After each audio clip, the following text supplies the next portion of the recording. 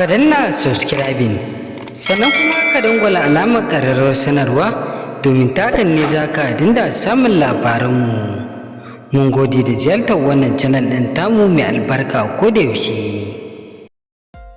Masu sauraro barkanmu da wannan lokaci, barkanmu da jimayin sake saduwa a cikin labaran namu na safiyar yau, wanda mai sauraro sai ka gyara zama domin ka ji abin da muke tafa da shi a cikin labaran namu na safiya.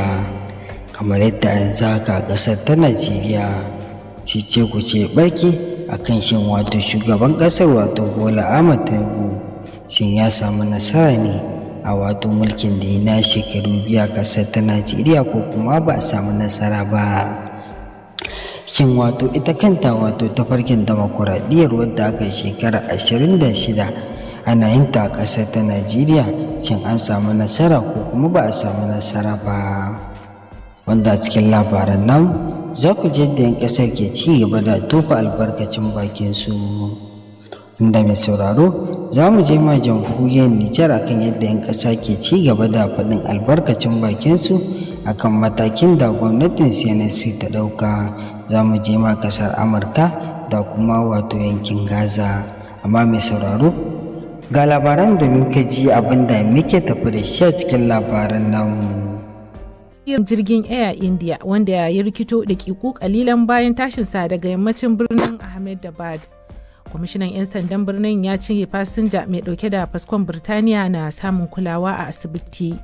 Akwai fiye da mutane 240 a cikin jirgin Boeing 7878 Dreamliner wanda ya faɗo a rukunin ɗakunan kwanan ɗalibai da ke kusa da filin jirgin saman. Shugaban 'yan sandan Ahmedabad ya ce akwai waɗanda suka jikkata sannan an gano fiye da gawarwaki 200. Shugaban kamfanin Air India ya ce za a ɗauki lokaci kafin masu bincike su gano abin da ya haifar da hatsarin jirgin sama a Ahmedabad. Campbell Wilson ya ce kamfanin na yin abin da ya kamata wajen taimakawa. Tuni aka aika da ƙwararru a sufurin jirage daga Amurka tare da jami'an kamfanin Boeing da GE Aerospace kamfanin da ya yi injin jirgin. Narendra Modi ya bayyana hatsarin a matsayin tashin hankalin da ya wuce kwatanci. Da dama daga cikin fasinjojin jirgin 'yan Indiya ne tare da 'yan Birtaniya 50 da 'yan kasashen Portugal da Canada guda 7. Donald Trump ya nemi Isra'ila ta kaucewa kai hari Iran. Ya ce Washington na dab da cimma yarjejeniya da Tehran game da makamanta na nukiliya. Jawabin ya biyo bayan hasashen da ake sojojin Isra'ila na shirin kai hari. Mr. Trump ya ce wannan yunkuri ka iya rusa nasarar da ake hange. Iran ta ce za ta ƙara yawan sinadaran uranium duk da sukar da hukumar da ke sa ido kan makamai ta Majalisar Ɗinkin Duniya ke mata. Tehran ta ce za ta sake gina masana'antunta idan an rusa su da harin bama-bamai. To kuna saurari labarun duniya daga sashen Hausa na BBC. Mahukunta a Ghana sun rufe sama da gidajen rediyo 60 da aka zarga da karya ka'idoji. Gidajen rediyon da suke da alaka da fitattun 'yan adawa abin ya shafa. Hukumar da ke kula da kafafen yada labarai ta ce wasu daga cikinsu ba su da izini ko kuma ba su sabunta lasisin aiki ba. Shugaban kungiyar 'yan jaridu ta Ghana, Albert Kobena Dompo, ya ce akwai buƙatar a cire siyasa a batun bayar da izinin kafafen yada labarai. Akwai fiye da gidajen rediyo 500 a faɗin ƙasar ta Ghana. 'Yan sandan Kenya sun yi arangama da masu zanga-zanga a Nairobi babban birnin ƙasar waɗanda suka fusata biyo bayan mutuwar marubuci a intanet yayin da yake tsare. Da fari jami'an tsaro sun ce Albert Ojong ya mutu ne sakamakon raunin da ya yi wa kansa, amma binciken likita ya nuna akwai alamun azabtarwa a jikinsa. Ƙungiyar da ke sanya wa 'yan sanda ido ta ce mutane 20 ne suka mutu a hannun 'yan sanda a watanni 4 da suka gabata.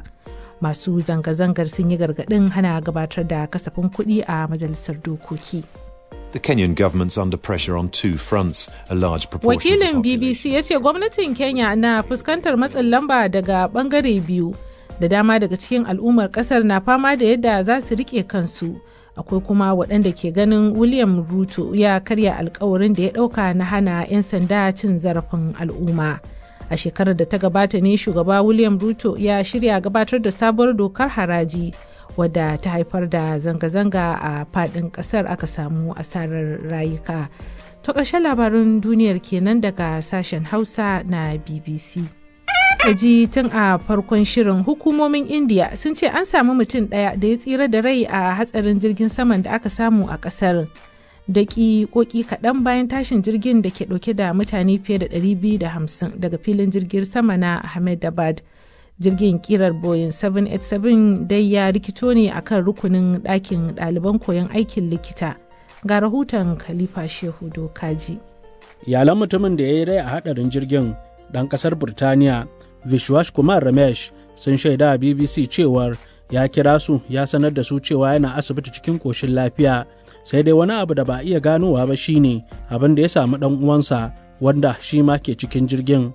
'Yan sandan Ahmedabad sun ce sun gano gawarwaki sama da 200 a wurin da aka samu hadarin jirgin. Shugaban kamfanin Boeing ya aike da sakon ta'aziyya ga iyalai da makusantan waɗanda jirgin ya ritsa da su, kuma ya sake jaddada cewar za su tallafa kamfanin na Air India tare da ba da dukkan haɗin kai wajen binciken dalilin da ya haifar da haɗarin jirgin. Tuni Firaministan Burtaniya Keir Starmer ya bayyana labarin haɗarin jirgin saman da aka samu a Ahmedabad da abu ne mai matuƙar tayar da hankali, sannan ya ce tunaninsu da hankalinsu na kan waɗanda haɗarin ya rutsa da su. Keir Starmer ya kuma shaida manema labarai cewa tuni Burtaniya ta tura wakilai zuwa India don shiga cikin masu bincike don gano yadda lamarin ya faru, inda ya yi kira ga iyalai da abokai na dukkan waɗanda lamarin ya shafa su tuntuɓi ofishin harkokin wajen ƙasar. Ta gaishe da Khalifa Dokaji. Daga India za mu je Najeriya. An kammala wani taron lakca da gwamnatin Najeriya ta shirya a wani bangare na murnar zagayowar ranar da kasar ta koma kan tsarin dimokuraɗiyya. Taron, wanda aka yi wa taken yadda za a ƙarfafa ribar tsarin dimokuraɗiyya a Najeriya, ya samu halarcin mataimakin shugaban ƙasar da ministoci da gwamnoni da sauran manyan jami'an gwamnati. Alhaji Muhammad Idris Malagi shine ministan watsa labaran Najeriya. Ga ƙarin bayanin da ya yi wa Haruna Shehu Tangaza game da lakcar. To, wani lakca ne wanda aka yi saboda a tuna inda aka taho shekara kusan 2 kenan da shi shugaba Bola Ahmed Tinubu ya karbi ragaman mulki.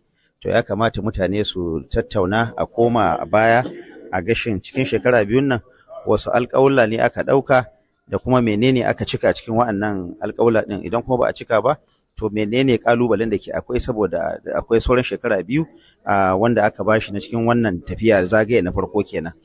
To shi yasa aka shirya wannan mutane su zo a tattauna, kuma alhamdulillahi an samu mutane wanda ba mutanen gwamnati bane sun zo sun tattauna, mu muna sauraron su mu ji menene za su ce, kuma alhamdulillahi sun yi bayanai masu daɗi akan shi shugaba Bola Ahmed Tinubu da kuma wato tafiyarsa ta mulki cikin shekara 2 nan.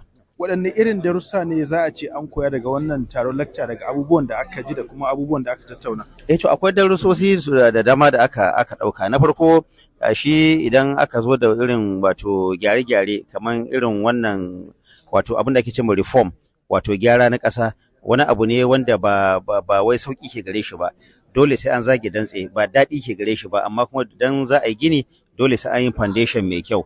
To wannan foundation din ya karfafa, mutane sun fara ganin daɗin wannan haƙuri da aka yi na cikin shekara 2 da mutane sun shiga cikin wani hali na yanayi, amma kuma sun yi haƙuri, sun tsaya sun ga cewa lalle bari a raka shi mai girma shugaban ƙasa a yadda da irin wa'annan alƙawla da ya yi domin mu ga inda zai kai mu. To alhamdulillah mun fara ganin a moriyan wannan haƙuri da aka yi, kuma nan da shekara 2 masu zuwa za a ƙara ganin wato za a ƙara more ma irin abubuwan da shi mai girma shugaban ƙasa ya kawo na alƙawalin abubuwan da zai ma 'yan Najeriya. To shugaba Tinubu ya cika shekaru 2 akan mulki, kuma demokuraɗiyyar Najeriya ta cika shekaru 26.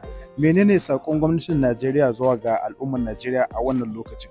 Saƙon gwamnatin shugaba Bola Ahmed Tinubu shine a ƙara haƙuri, kuma dole mu taru mu zo ƙasar nan dai ta mu ce gaba ɗaya, babu wani bangare ko kuma babu wani mutum ko wata ko mace ko namiji wanda zai ce wannan ƙasar tashi ce. Ƙasar nan ta mu ce baki ɗayan mu, dole 'yan Najeriya daga kudu daga arewa mu zo mu haɗu mu tattaru domin mu gina ƙasarmu.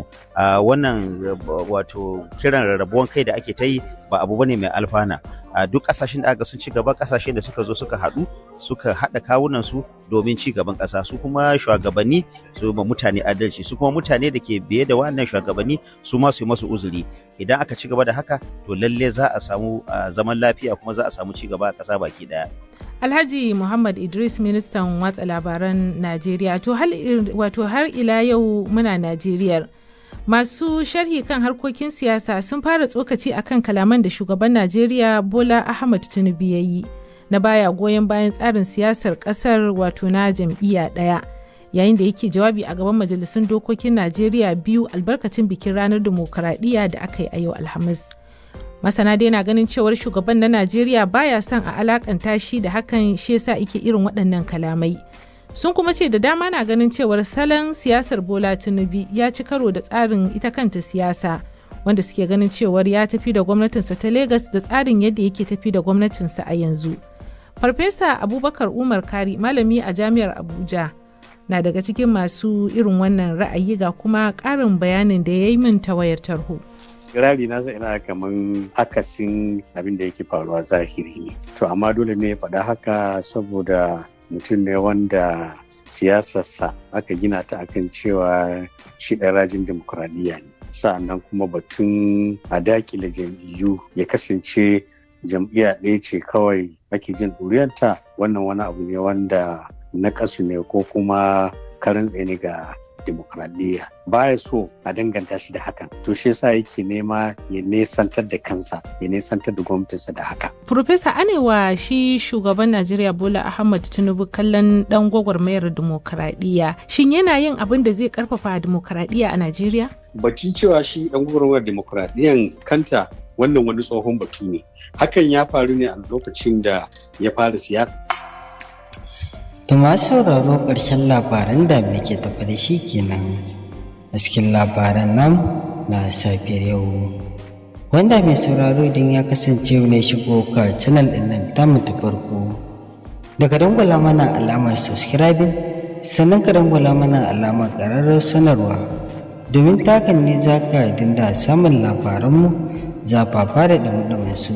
Sannan kada ka manta ka mana like a ƙasar bidiyon nan. Mun gode da ziyartar wannan channel ɗin tamu mai albarka a koda yaushe.